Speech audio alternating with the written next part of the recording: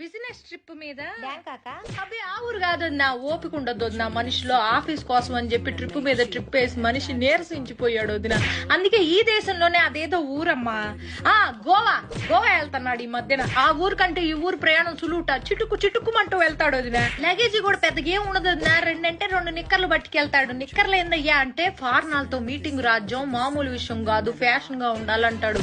Fashion అని అల్లాడిపోతా ఉంటాడు మనిషి. ఆ ఊరు వెళ్ళేటప్పటికి ఒక్కసారి కూడా ఫోన్ కాల్ అవుతుంది నా, ఎప్పుడు చూసినా స్విచ్ ఆఫ్ అని వస్తుంది. ఏందండి స్విచ్ ఆఫ్ అంటే, రాజ్యం నేను చాలా లోతెట్టు ప్రాంతాల్లో ఉంటా, నాకు ఫోన్ చేయడానికి ప్రయత్నించబాక, మీకోసమేగా ఇదంతా అంటాడు.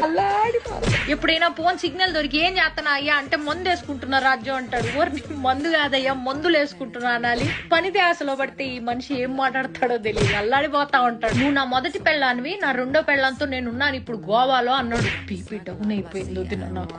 ఏం మాట్లాడుతున్నావయ్యా అంటే, నా ఆఫీసే నా రెండో పెళ్ళావే పిచ్చిదానా అన్నాడు. అల్లాడిపోతాడు నా ఆఫీస్ అంటే. నేను కూడా వస్తాను, నన్ను కూడా గోవా తీసుకెళ్ళంటే ఫ్లైట్లు కూలిపోతున్నాయి, దేశం అంతా యుద్ధాలు జరుగుతున్నాయి, నీకోసం నేనేమైనా పర్లేదు కానీ నీకు మాత్రం ఏం కాకూడదు రాజు.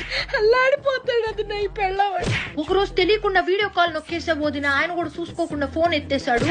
చూస్తే గుప్పు అని నోట్లోంచి పొగలోదిన. ఊరిని అమ్మ ఏంది పొగలో అంటే, ఎముకలు కొరికే చలి రాజ్యం గోవాలో, అందుకే నోట్లోంచి పొగ. మీ అన్నయ్య బిజినెస్ ట్రిప్ మీద